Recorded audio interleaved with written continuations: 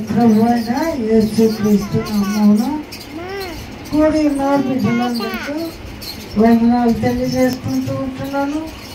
సమయం ఇచ్చిన దేవచంద్రులకు కూడి వచ్చిన బిడ్డలందరికీ వందనాలు తెలియజేసుకుంటున్నాను. నాకు ఇవ్వబడిన 4వ మాటను 3వ మాటను మనం చూసుకున్నట్లయితే 3వ మాట యవనస్తులకు చాలా ఉపయోగకరమైనది కనుక ప్రభు చేత మీరందరికీ దేవుడు తన తల్లి పట్ల చూపించిన విధేయత ఈ లోకంలో ఆకుల తల్లిదండ్రులైన మరి పాస్టర్ గారు పాస్టమ్మ గారి పట్ల మరి భౌతిక సంబంధమైన మన తల్లిదండ్రుల పట్ల మనము విధేయత ఎంతో చూపించవలసిన బాధ్యత మనకున్నది కనుక మనము జాగ్రత్తగా ఈ మాటలు వినాలని దయచేత కోరుతూ ఉంటున్నాను. అయితే యేసు తన తల్లి తాను ప్రేమించిన శిష్యుడును దగ్గర నిలుచున్నట్టు చూచి, అమ్మా ఇదిగో నీ కుమారుడు అని తన తల్లితో చెప్పాను. తరువాత శిష్యుని చూచి, ఇదిగో నీ తల్లి అని చెప్పాను. ఆ గడియ నుండి ఆ శిష్యుడు ఆమెను తన ఇంట చేర్చుకొని. హల్లెలూయా. ఇక్కడ మనము చూసినట్లయితే యేసు క్రీస్తు కన్య మరియ గర్భంలో జన్మించిన తర్వాత మరి మరియమ్మకు ఈ లోకానుసారంగా మరి కుమారులు కుమార్తెలు జన్మించిన విధానాన్ని మనము చూస్తూ ఉంటున్నాం. కానీ చివరి దినం ముందు దేవుడు తల్లి బాధ్యతను శిష్యునికి ఎందుకు అప్పగించాడు?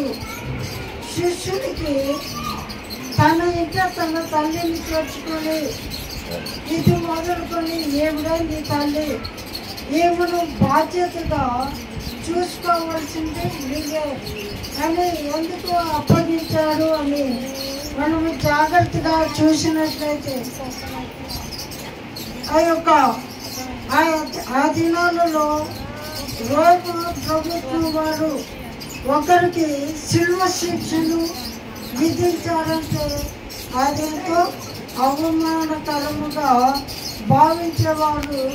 వారికి సంబంధించిన వారిని వారి దేశంలో ఉండకుండా వెలివేయటం కూడా జరుగుతూ ఉండేది. అటువంటి పరిస్థితుల్లో యేసు యొక్క సహోదరులతో వారు ఎంతగానో యేసు గురించి అవమానకరమైన బాధకరమైన మాటలు చెప్పి ఉండొచ్చు. మీ అన్న ఎంత బాధ్యత లేకుండా అధికారులతో నాయకులతో గర్వంగా మాట్లాడుతూ ఉంటున్నాడు.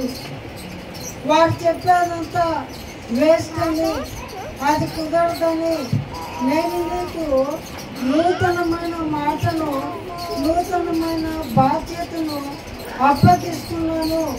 మోసే నియమించిన ఆ యొక్క ధర్మశాస్త్రము కూడా మిమ్మల్ని పరలోక రాజ్యంలో చేర్చదు. కానీ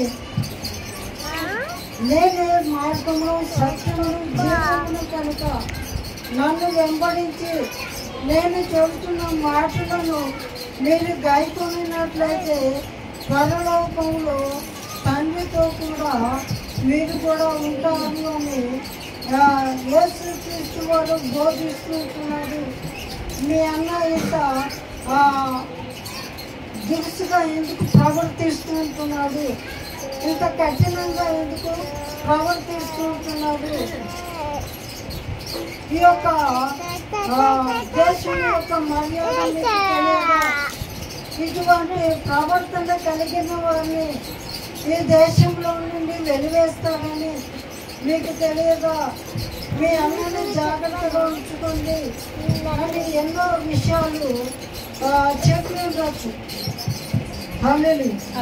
అటువంటి పరిస్థితుల్లో యేసు వారి మాట వినప్పుడు తల్లిని చెప్పి యేసు దగ్గరికి నువ్వు వెళ్ళొద్దు, అతనితో మనం ఉంటే మనల్ని ఈ యొక్క ఊర్లో నుండి వెలివేస్తారు, కఠినమైన శిక్ష మనకు విధించే అవకాశం కూడా ఉండొచ్చు.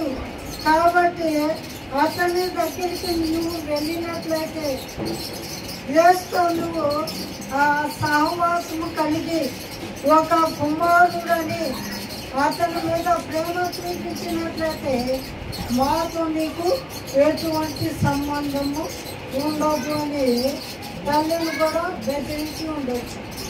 హల్లెలూయా. అటువంటి సమయంలో మరి తన కుమారులకు లోబడి వారి మాటలు వింటూ యేసును కొన్నాళ్ళు వదిలేసిన పట్టించుకున్న విధానాన్ని కూడా మనం చూస్తూ ఉంటున్నాం. కొన్ని కఠినమైన మాటలు కూడా యేసు ప్రభుల వారిని గురించి వారి సహోదరులు తల్లి కూడా మాట్లాడిన విధానాన్ని బైబిల్ గ్రంథంలో మనము చూస్తూ ఉంటాం. యోహాను సువార్త 7వ అధ్యాయము 1 నుండి మనము 5 వచనాలు చదువుకుంటాం. అటు తర్వాత యూదులు ఆయనను పంపి సంహరింపనోళ్ళక